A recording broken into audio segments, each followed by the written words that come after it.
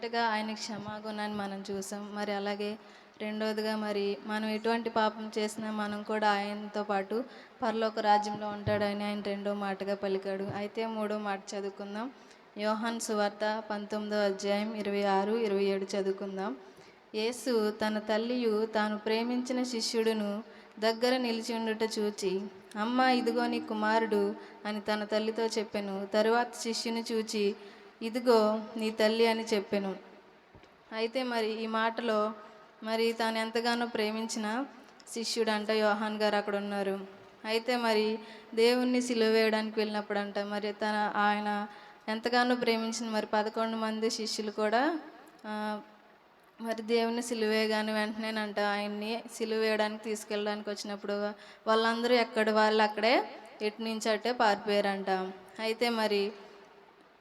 అయితే దేవుడికి ఈ శిష్యుడు అంటే చాలా ఇష్టమైన వాడుగా చూస్తున్నాం. మరి ఆయన తల్లి కూడా మరియమ్మ గారు మనకి ఎంతగానో తెలుసు. మరి ఎటువంటి పరిస్థితుల్లో మరి యేసయ్య గర్భం దాల్చాలని అన్నప్పుడు మరి యేసయ్య తన కడుపులో పుడతాడని మరి దేవుడు దూత చెప్పినప్పుడు మరి ఆమె ఎంత మాత్రం జడిలేదు. మరి అటువంటి మరి ఎన్నో కట్టుబాట్లు ఉన్న రోజుల్లో కూడా మరి దేవునికి తన ప్రాణాన్ని మరి తన జీవితాన్ని అర్పించుకుని మరి యేసయ్యని ఈ లోకంలోకి తెచ్చినట్టుగా మనం చూస్తున్నాం. మరి ఈ మాటలో మనకి ఏం కనబడుతుందంటే మొదటిగా ఆయన ప్రేమ, ఆయన తల్లి పట్ల ఆయనకున్న ప్రేమను ఆయన కనపరుస్తున్నాడు. మరి రెండవదిగా ఆయన బాధ్యతను ఆయన కనపరుస్తున్నాడు. అయితే మొదటిగా మనం ఏం చేస్తామంటే మరి మనం కూడా మన తల్లిదండ్రుల పట్ల అటువంటి ప్రేమను మనం కలిగి ఉన్నామని ఒకసారి చూసుకోవాలి. మరి అంతటి శ్రమలో కూడా ఆయన తన తల్లిని మర్చిపోలేదంట. మరి ఈ లోకంలో మనమైతే ఎలా ఉంటామైతే మనం పెరిగి పెద్దవగానే మనకి ఏదో ఒక జాబు మనం ఏదో ఒక పని చేసుకోగానే మనం ఎలా ఉంటామంటే మన తల్లిదండ్రులని విడిచిపెట్టేస్తాం. పని చేసి వచ్చి వాళ్ళ మీద చిరాకు పడుతూ ఉంటామంట. మరి పనిలో వాళ్ళకి ఏం జరిగిందో తెలియదు. మరి భర్తలు కూడా అలాగే అక్కడ ఏయో గొడవలు అయి ఉంటాయి, లేకపోతే ఏయో ఒక మాటలు ఆ బాస్ కానీ లేదా పని చేసే ఆ యజమానులు కానీ ఏదో ఒకటి అని ఉంటారు. కానీ ఇంటికి వచ్చిన వెంటనే మనకి చులకనగా ఎవరు ఉంటారంటే భార్యలు, పిల్లలు ఉంటారు. వాళ్ళ మీద వచ్చిన వెంటనే అరిచేస్తూ ఉంటాం అనమాట. మరి వాళ్ళకి ఏమైందో తెలియదు, కానీ వాళ్ళు వచ్చిన వెంటనే చక్కగా కాలు కడుక్కోవడానికి నీళ్ళు ఇస్తారు, తాగడానికి టీయో లేదా కాఫీయో లేదా ఏదో ఒకటి ఇస్తారు. మరి అటువంటి ప్రేమ కలిగిన వారి మీద మనం ఎంతో చిరాకు పడుతూ ఉంటాం. మరి అయితే దేవుడు మరి అంతటి శ్రమలో కూడా మరి ఆయన్ని ఎంతగానో హింసిస్తున్నా, ఎంతగానో వేధిస్తున్నా మరి అంతటి శ్రమలో కూడా ఆయన తల్లిని ఆయన మరవలేదు. మరి మనం మన తల్లిదండ్రుల పట్ల ఎటువంటి బాధ్యత కలిగి ఉంటున్నాం, ఎటువంటి ప్రేమను చూపిస్తున్నామని మనం కూడా ఒకసారి ఆలోచించుకోవాలి. మరి అలాగే మరి ఒక తల్లి ఒక బిడ్డ ఉన్నారు, ఒక కుమార్తె ఉన్నది. అయితే మరి ఆ తల్లి అంట తండ్రి లేడు, చిన్నప్పుడే చనిపోయాడు. మరి చిన్నప్పటి నుంచి కూడా మరి ఆ తల్లి ఆ బిడ్డని ఎంతగానో ప్రేమించి మరి ఆ బిడ్డ కోసం ఎంతగానో ఇంటింటికి వెళ్ళి చాకరీ చేస్తూ ఏదో ఒక పని చేస్తూ ఆ బిడ్డ కోసం అంట డబ్బులు సమకూర్చుతూ ఉంది. ఆ బిడ్డని ఎంతగానో మరి మంచి స్కూల్లో చదివిస్తూ ఉంది. మరి అలా బిడ్డ పెద్దదైంది, కుమార్తె పెద్దదైంది. మరి తనకేమో మరి డాక్టర్ని చేయాలని ఆశగా ఉంది మరి తన తల్లికి. మరి తన తల్లి అటువంటి స్థితిలో నుంచి వచ్చింది కాబట్టి మరి మన తల్లిదండ్రులు కూడా అనుకుంటూ ఉంటారు, నేను పడ్డ కష్టాలు, నేను పడ్డ బాధలు నా బిడ్డలు పడకూడదని మన తల్లిదండ్రులు అనుకుంటూ ఉంటారు. కాబట్టి మరి ఆ తల్లి కూడా ఒక డాక్టర్గా బిడ్డని చూడాలనుకుంది. మరి ఏదో గల మరి డబ్బులు సంపాదించి ఆ బిడ్డని డాక్టర్ని చేసిందంట. అయితే తను వేరే ఊర్లో హాస్టల్లో ఉంటూ చదువుకుంటూ ఉంటుంది, డాక్టర్ వృద్ధిని చేస్తూ ఉంది. అయితే మరి ఈమెమో పల్లెటూరులో ఉంది, ఆమెమో సిటీలో ఉంది. అలా ఉంటుండగా మరి ఆ బిడ్డ అంట మరి స్నేహితులు ఉంటారు కదా, వాళ్ళతో స్నేహం చేస్తూ మరి వాళ్ళు ఏం చెప్తే అదే వింటూ ఉందంట. మరి వాళ్ళు అలా హాస్టల్లో ఉన్నప్పుడు మరి తన తల్లి లేదు, పెద్దలు ఎవరు చెప్పేవాళ్ళు లేరు. మరి తన తల్లి పడిన కష్టాన్ని మర్చిపోయి తనకిష్టం వచ్చినట్టుగా జీవిస్తూ ఉందంట. మరి అయితే ఒకరోజు మరి తల్లికి తన బిడ్డని చూడాలని అనిపించి ఆ సిటీకి వెళ్ళినప్పుడంట మరి ఆ బిడ్డ రూమ్లో మరి ఎటువంటి చూడలేని ఫోటోలు అన్నీ పెట్టుకొని మరి తన స్నేహితులతో మరి విచ్చలవిడిగా ఉందంట. అయితే మరి తన తల్లి చూసి ఎంతగానో బాధించిందంట. అయితే అక్కడ తన ఫ్రెండ్స్ అందరూ అక్కడే ఉన్నారు. మరి ఈమె అప్పుడే వచ్చింది, పల్లెటూరు నుంచి వచ్చే వాళ్ళు ఎలా ఉంటారో తెలుసు కదా. కాబట్టి ఆమంట అలా ఉంటే వాళ్ళందరూ అడుగుతున్నారంట, ఈమె ఎవరని అడుగుతుంటే నిన్నే పనిలో పెట్టుకున్నాను అని అందంట. మరి ఆ తల్లికి ఎంత బాధ కదండి. మరి తన గురించి మరి ఈ బిళ్ళ ఏమైపోతే ఏంటలే అని తన తండ్రి చనిపోయినప్పుడే వదిలేసి ఉంటే మరి ఆ బిడ్డ ఎలా ఉండేది కదా. మరి మనం కూడా మన తల్లిదండ్రుల పట్ల మరి మనం ఎటువంటి బాధ్యతను తీసుకుంటాం, ఎటువంటి ప్రేమను చూపిస్తున్నామని మరి ఈ రోజుల్లో చూస్తున్నాం. చాలామంది మరి తల్లిదండ్రులని అనాథాశ్రమాలకు వదిలిపెట్టేస్తున్నారు. మరి తల్లులకైతే 10 మంది పిల్లలు ఉంటున్నారు, కానీ పూర్వకాలంలో అలాగే ఉండేవారు. 10 మంది పిల్లలు ఉన్నా కానీ అందులో ఒక్కరు కూడా చూడలేనివంటి బిడ్డలుగా ఉంటున్నారు. మరి మనం కూడా మన తల్లిదండ్రుల పట్ల ఎటువంటి బాధ్యతను మనం నిర్వర్తిస్తున్నాం, ఎటువంటి ప్రేమను కలిగి ఉంటున్నామో ఒక్కసారి మనల్ని మనం ప్రశ్నించుకోవాలి. మరి అలాగే యెషయా గ్రంథం 30:1 చూసుకుంటే, లోబడిన పిల్లలకు శ్రమ అంటున్నాడు దేవుడు. అలాగే సామెతలు 1:8-9 చూసుకుంటే, నా కుమారుడా, నీ తండ్రి ఉపదేశం ఆలకించుము, నీ తల్లి చెప్పు బోధను త్రోసివేయకుము అని అంటున్నాడు. మరి మన తల్లిదండ్రుల మాటలు మనం వినేవారుగా ఉండాలి.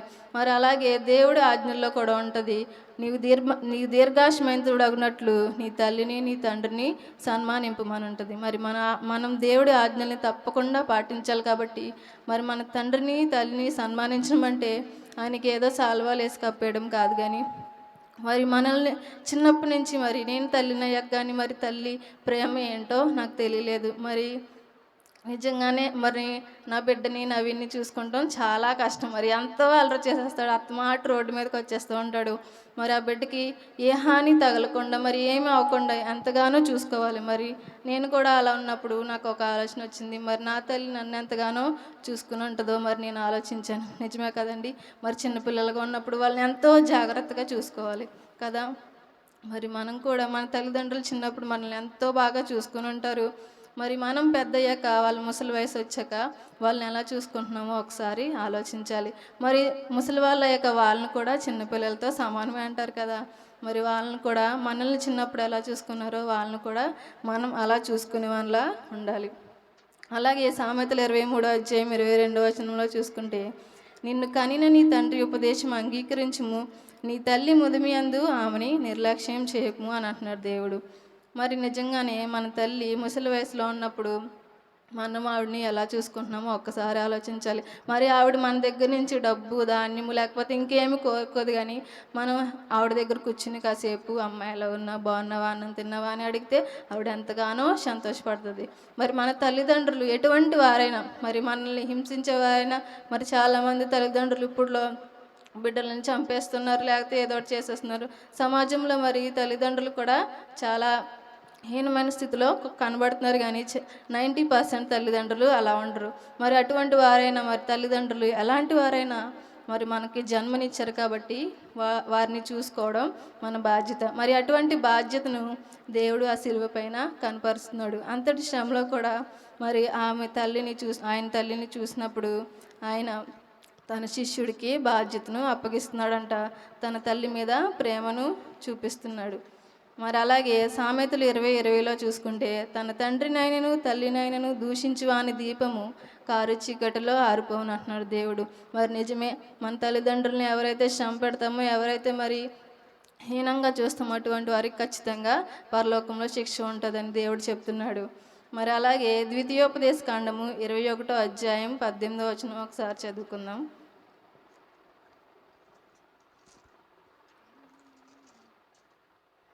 అయితే అక్కడ చూస్తే ఒకని కుమారుడు మొండువాడై తిరుగుబడి తండ్రి మాట కానీ తల్లి మాట కానీ వెనుకండి వారు అతన్ని శిక్షించిన తరువాతేను అతడు వారికి విధేయుడు కాకపోయిన ఎడల అతని తల్లిదండ్రులు అతని పట్టుకొని ఊరి గవని యొద్ద కూర్చుండి పెద్దల యొద్దకు అతన్ని తీసుకొని వచ్చి, మా కుమారుడైన వీడు మొండివాడై తిరగబడి ఉన్నాడు, మా మాట వినక తిండిబోతును త్రాగుబోతును ఆయనని ఊరి పెద్దలతో చెప్పవలను. అప్పుడు ఆ ఊరి ప్రజలందరూ రాళ్లతో అతని చావగొట్టవలను. అట్లు ఆ చెడుతనమును నీ మధ్య నుండి పరిహరించదు అని అంటున్నాడు. అయితే మరి ధర్మశాస్త్రము అమలులో ఉన్నప్పుడంట మరి ఎవరైతే బిడ్డలు ఉంటారు కదా, ఎవరైతే మాట వినని వారు ఉంటారో అటువంటి వారినంట, మాట ఒకసారి చెప్తే వినని వారినంట రాళ్లతో కొట్టి చంపేసేవారంట. నిజంగా అటువంటి శిక్ష కనుక ఇప్పుడు పెడితే మనందరం దానికి అర్హులం అవుతాం. కాబట్టి మరి నిజంగా దేవుడు పరలోకంలో మరి తల్లినైనను తండ్రినైనా దూషించి వారు కారు చీకట్లో ఆరిపోవని అంటున్నారు. కాబట్టి మనం నిజంగా మన తల్లిదండ్రులను మనల్ని ఎంత చక్కగా చూసుకున్నారో మనం కూడా వారిని అంత చక్కగా చూసుకోవాలి. మరి యేసయ్య కూడా ఆమె తల్లిని ప్రేమించి మరి బాధ్యతను తన శిష్యునికి అప్పగిస్తున్నాడు. మనం కూడా యేసయ్య లాంటి ప్రేమను, బాధ్యతను మనం కనపరిచేవారిలాగా ఉండాలి. అలాగే ఆయనంట తన బాధ్యతను మరువలేడు. అంతటి శ్రమలో కూడా ప్రేమను కనపరిచాడంట. మరి అలాగే యేసయ్య చనిపోయినప్పుడంట పరిశుద్ధాలయం తెర రెండుగా చినిగిపోయినట్టుగా చూస్తున్నాము. ఎందుకంటే ఆ తెర ఎందుకు చినిపోయిందంటే అప్పట్లో మరి ఫస్ట్ మరి మనం ఇప్పుడైతే ఇక్కడ డైరెక్ట్గా కూర్చున్నాం, కానీ అప్పుడు ప్రజలు పరిశుద్ధాలయంలోకి డైరెక్ట్గా వచ్చేవారు కాదంట. ఎక్కడో దూరంగా ఫస్ట్ ఆవరణంలో కూర్చునేవారు. అప్పుడు దైవజనులు వచ్చి వాళ్ళు చేసిన తప్పుకి పాప క్షమాపణ కింద ఏదైనా బలి అర్పిస్తే వాళ్ళు తెచ్చి ఇక్కడ పరిశుద్ధాలయంలో అర్పించేవారు. మరి మనమైతే ఆయన చనిపోవడం ద్వారా తెర చిరిగిపోయింది. అంటే మనకి దేవునికి మధ్య మరి ఆ సహవాసాన్ని దేవుడు కనపరుస్తూ ఉన్నాడు. మనం నిజంగా మరి ఆయనకి ఇష్టలుగా ఉంటే డైరెక్ట్గా మనం పరలోక రాజ్యానికి వెళ్తామని ఆయన ఆ తెర చిరిగిపోవడం ద్వారా మనకు తెలియజేస్తూ ఉన్నాడు. మరి పరలోక రాజ్యానికి మనకు వారసులుగా చేయడానికి ఆయన తన ప్రాణం పెట్టాడు. మరి మనం ఎలా జీవిస్తున్నామో ఒక్కసారి ఆలోచించుకోవాలి. ఆయన ప్రేమను, బాధ్యతను మరి ఈ మాటలో తెలియజేస్తూ ఉన్నాడు. మరి మనం కూడా మన తల్లిదండ్రుల పట్ల, మన కుటుంబం వారి పట్ల, మన బిడ్డల పట్ల, భార్య పట్ల, భర్త పట్ల ప్రేమ కలిగి ఉండాలని దేవుడు తెలియజేస్తున్నాడు. అలాగే మరి మన బాధ్యతను మనం నిర్వర్తించాలని దేవుడు ఈ మాట ద్వారా చెప్తున్నాడు. మరి మనం కూడా అటువంటి రీతిలో జీవించాలని దేవుడు ఆశిస్తున్నాడు. ఈ కొద్ది మాటలు దేవుడు దీవించి ఆశీర్వదించును గాక.